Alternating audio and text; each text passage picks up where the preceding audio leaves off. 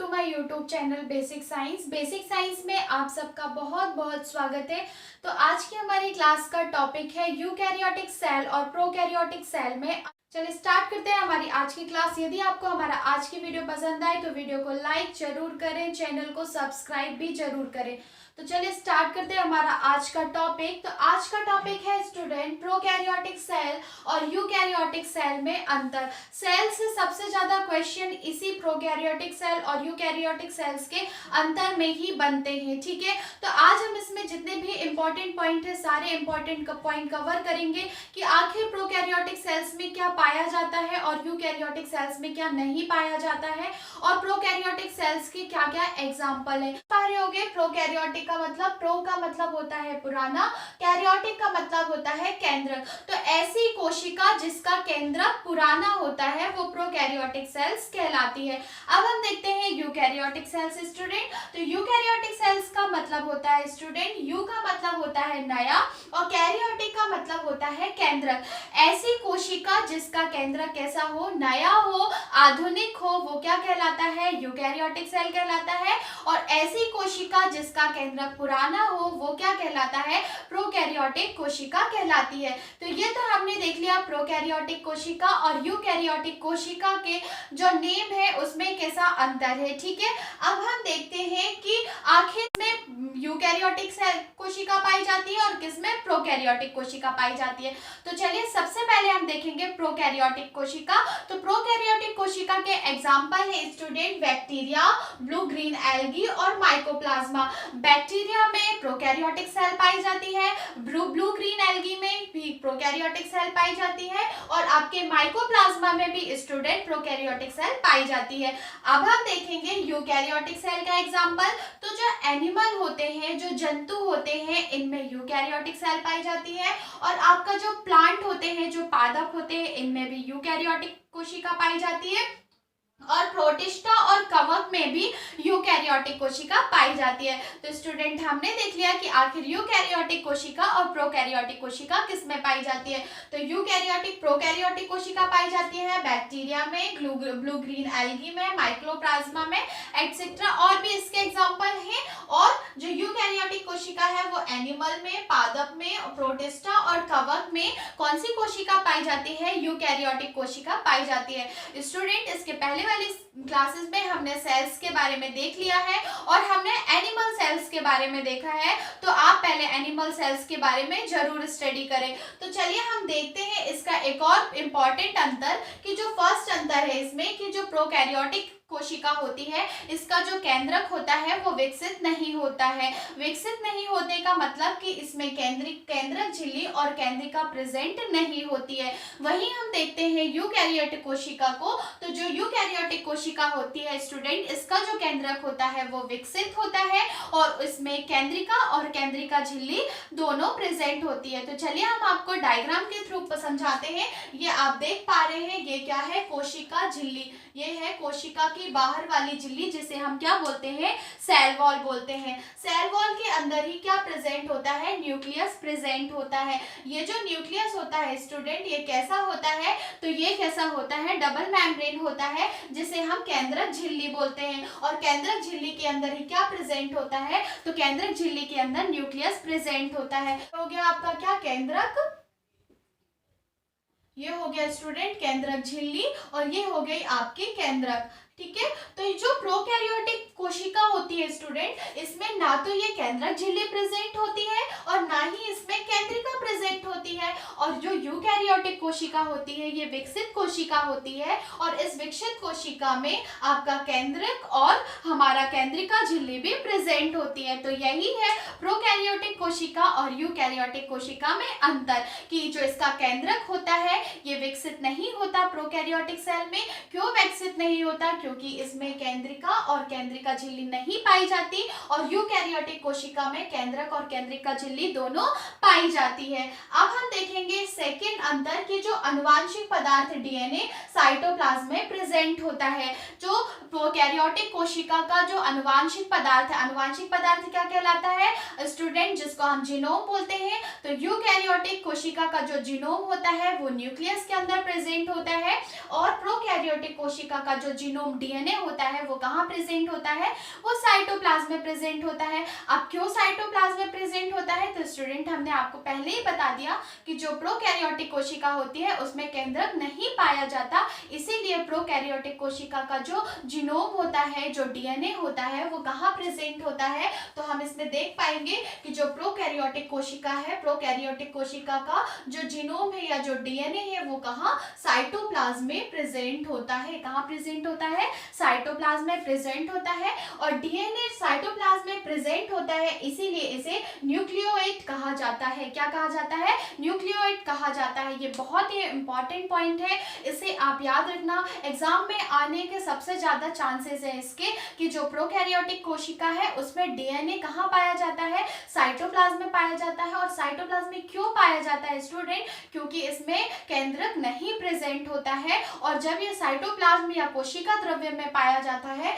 तो इसे हम न्यूक्लियोइड कहते हैं। ठीक है, चलिए हम देखते हैं यूकैरियोटिक कोशिका की बात करें तो ये जो यूकैरियोटिक कोशिका है स्टूडेंट, इस यूकैरियोटिक में केंद्रक भी पाया जाता है और केंद्रक झिल्ली भी पाई जाती है, इसीलिए इसका जो जीनोम होता है, इसका जो डीएनए होता है वो केंद्रिका के अंदर प्रेजेंट होता है, वो केंद्रक के अंदर पाया जाता है। तो ये हमने देख लिया थर्ड अंदर। थर्ड में हमने क्या देखा कि जो प्रोकैरियोटिक कोशिका है उसका जो अनुवांशिक पदार्थ है डीएनए वो कहाँ पाया जाता है, कोशिका द्रव्य में पाया जाता है। और कोशिका द्रव्य में क्यों पाया जाता है, क्योंकि वहां पे न्यूक्लियस प्रेजेंट नहीं होता, और कोशिका द्रव्य में पाए जाने के कारण इसे न्यूक्लियोइड कहा जाता है। और ये कहाँ पाया जाता है, डीएनए केंद्रक के अंदर पाया जाता है। क्यों, क्योंकि यूकैरियोटिक कोशिका जो होती है स्टूडेंट, उसके केंद्र, उसमें क्या केंद्रक प्रेजेंट होता है, इसीलिए यूकैरियोटिक कोशिका का जो डीएनए है स्टूडेंट वो कहाँ प्रेजेंट होता है, वो केंद्रक के अंदर प्रेजेंट होता है। अब हम देखेंगे नेक्स्ट कि ये जो डीएनए होता है स्टूडेंट, ये बहुत ही इंपॉर्टेंट पॉइंट है कि जो प्रोकैरियोटिक कोशिका है इसका जो डीएनए है ये हिस्टोन प्रोटीन से जुड़ा नहीं होता है, और जो हमारी यूकैरियोटिक कोशिका है, मतलब जो हमारी बॉडी के अंदर जो कोशिका है स्टूडेंट, इसका जो डीएनए है वो हिस्टोन प्रोटीन से जुड़ा हुआ होता है। और कहाँ प्रेजेंट होता है, तो ये न्यूक्लियस में प्रेजेंट होता है। और जो प्रोकैरियोटिक कोशिका का जो डीएनए है वो कहाँ प्रेजेंट होता है, कोशिका द्रव्य में प्रेजेंट होता है। तो इसका फोर्थ इंपॉर्टेंट पॉइंट याद रखना कि इसमें जो प्रोकैरियोटिक कोशिका है, प्रोकैरियोटिक कोशिका में जो डीएनए है वो हिस्टोन प्रोटीन से जुड़ा नहीं होता है, और जो यूकैरियोटिक कोशिका है इसका जो डीएनए है वो हिस्टोन प्रोटीन के साथ जुड़ा हुआ होता है। अब हम देखेंगे स्टूडेंट डीएनए का आकार। तो जो यूकैरियोटिक कोशिका होती है उसका जो डीएनए होता है स्टूडेंट वो कैसा होता है, वृत्ताकार या गोलाकार होता है। और आपका जो यूकैरियोटिक कोशिका का डीएनए है वो कैसा होता है, रेखित होता है। तो ये बहुत ही इंपॉर्टेंट पॉइंट है, इसको आप याद रखिएगा कि जो प्रोकैरियोटिक सेल है उसमें जो पाया जाने वाला जीनोम या जीन या जो डीएनए है वो कैसा होता है, वृत्ताकार होता है, गोलाकार होता है। और आपका जो यूकैरियोटिक कोशिका में पाया जाने वाला डीएनए है वो कैसा होता है, रेखित होता है। तो ये हमने देख लिया फोर्थ इंपॉर्टेंट अंतर। अब हम नेक्स्ट देखेंगे कि जो प्रोकैरियोटिक कोशिका होती है स्टूडेंट, इसमें क्या मेम्ब्रेन बॉर्न ऑर्गेनेल्स एब्सेंट होते हैं, मतलब जितने भी झिल्ली युक्त ऑर्गन होते हैं वो किस में नहीं पाए जाते, तो वो प्रोकैरियोटिक सेल में नहीं पाए जाते। अब हम आपको बताएंगे डायग्राम के थ्रू कि आखिर कौन कौन से झिल्ली युक्त कोशिकांग है। तो ये तो हो गया आपका कोशिका झिल्ली, कोशिका झिल्ली के अंदर ये क्या है, न्यूक्लियस। और यहाँ पे क्या प्रेजेंट होता है, तो ये हो गया स्टूडेंट आपका माइटोकॉन्ड्रिया, ये हो गया माइटोकॉन्ड्रिया। यहाँ पे ही प्रेजेंट होती है आपकी क्या, ईआर, जिसे हम बोलते हैं एंडोप्लाज्मिक रेटिकुलम। और यहाँ पे ही आपका प्रेजेंट होता है क्या, ये प्रेजेंट होता है प्लास्टिड। और फिर यहीं पे आपका प्रेजेंट होता है स्टूडेंट क्या, माइटोकॉन्ड्रिया हो गया, ये हो गया। अब यहीं पे आपका प्रेजेंट होता है क्या, लाइसोसोम। ठीक है, तो ये हम देखेंगे जो प्रोकैरियोटिक कोशिका है, प्रोकैरियोटिक कोशिका में झिल्ली युक्त कोशिकांग नहीं पाए जाते। जो कोशिका होती है, कोशिका का जो कोशिका द्रव्य होता है, इसी कोशिका द्रव्य में कुछ लिविंग ऑर्गेनेल्स प्रेजेंट होते हैं। तो वो लिविंग ऑर्गेनेल्स कौन हो गया, आपका माइटोकॉन्ड्रिया हो गया, प्लास्टिड हो गया, लाइसोसोम लाइसोसोम हो गया। तो ये जितने भी ऑर्गन्स होते हैं कोशिका के, ये कैसे होते हैं, पॉलीथिन में पैक होते हैं। पॉलीथिन में पैक होने का मतलब क्या होता है, ये मेम्ब्रेन युक्त होते हैं। जैसे फॉर एग्जांपल आपका जो माइटोकॉन्ड्रिया है, तो माइटोकॉन्ड्रिया तो है स्टूडेंट, मगर माइटोकॉन्ड्रिया के ऊपर एक पॉलीथिन कवर होती है, उसे हम कहते हैं मेम्ब्रेन युक्त होना। यूकैरियोटिक सेल्स में लिविंग ऑर्गन्स प्रेजेंट नहीं होते। लिविंग ऑर्गन्स का मतलब ऐसे ऑर्गन्स जो झिल्ली युक्त हो, जो मेम्ब्रेन युक्त हो, जिनमें मेम्ब्रेन पाई जाती हो। तो मेम्ब्रेन किस में पाई जाती है, तो माइटोकॉन्ड्रिया में, गोल्जी बॉडी में, प्लास्टिड में, एंडोप्लाज्मिक रेटिकुलम, लाइसोसोम, इनमें क्या पाया जाता है, तो इनमें मेम्ब्रेन पाई जाती है। और यह मेम्ब्रेन पाई जाती है इसीलिए ये प्रोकैरियोटिक सेल में नहीं पाए जाते। तो हमने क्या देखा कि ऐसे कोशिकांग, ऐसे कोशिका के अंग जो जिनमें झिल्ली पाई जाती है, जो मेम्ब्रेन युक्त होते हैं, वो प्रोकैरियोटिक कोशिका में नहीं पाए जाते। For example mitochondria, Golgi body, plastid, endoplasmic reticulum, lysosome prokaryotic कोशिका में प्रेजेंट नहीं होते हैं। आपका हम देखते हैं यूकैरियोटिक कोशिका, तो इसमें झिल्ली युक्त कोशिकांग प्रेजेंट होते हैं। झिल्ली युक्त कोशिकांग का मतलब इनमें mitochondria, Golgi body, lysosome, plastid कैसे होते हैं, प्रेजेंट होते हैं। तो ये आप देख पा रहे हो, ये माइटोकॉन्ड्रिया हो गया, ये एआर एंडोप्लाज्मिक रेटिकुलम, प्लास्टिड, और ये क्या हो गया, लाइसोसोम। ये जितने भी ऑर्गन है वो यूकैरियोटिक कोशिका में पाए जाते हैं, और प्रोकैरियोटिक कोशिका में झिल्ली युक्त कोशिकांग नहीं पाए जाते हैं। इसमें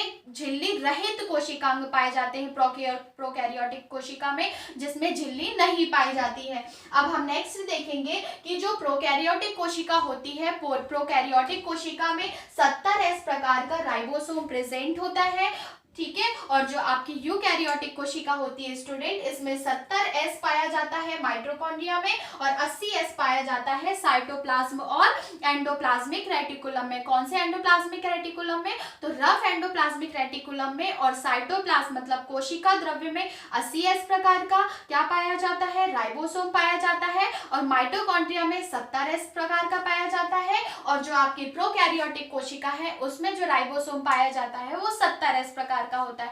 तो कहने का मतलब ये हुआ स्टूडेंट कि जो प्रोकैरियोटिक कोशिका होती है उसमें केवल 70S राइबोसोम पाया जाता है, और जो आपका यूकैरियोटिक कोशिका है उसमें 70S 80S दोनों प्रकार के राइबोसोम पाए जाते हैं। तो 70S प्रकार का राइबोसोम माइटोकॉन्ड्रिया में प्रेजेंट होता है, और 80S जो राइबोसोम होता है वो आपका साइटोप्लाज्मा और रफ एंडोप्लाज्मिक रेटिकुलम में प्रेजेंट होता है। तो ये हो गया इसका इंपॉर्टेंट अंतर। अब हम नेक्स्ट देखेंगे कि इसमें साइटोस्केलेटन प्रेजेंट नहीं होता, मतलब जो प्रोकैरियोटिक कोशिका होती है उसमें प्रेजेंट नहीं होता है, और यूकैरियोटिक कोशिका में कोशिका कंकाल प्रेजेंट होता है। फॉर एग्जांपल स्टूडेंट, हमारी जो बॉडी है, हमारी बॉडी का कंकाल क्या है, तो बोन्स है, ठीक है, हड्डियों से बना हुआ कंकाल जिसे हम बोलते हैं स्केलेटल सिस्टम। वैसे ही कोशिका का भी स्केलेटल सिस्टम होता है जिसे हम साइटोस्केलेटल बोलते हैं। तो जो प्रोकैरियोटिक कोशिका होती है उसमें साइटोस्केलेटल प्रेजेंट नहीं होता है, और जो यूकैरियोटिक कोशिका होती है उसमें साइटोस्केलेटल प्रेजेंट होता है।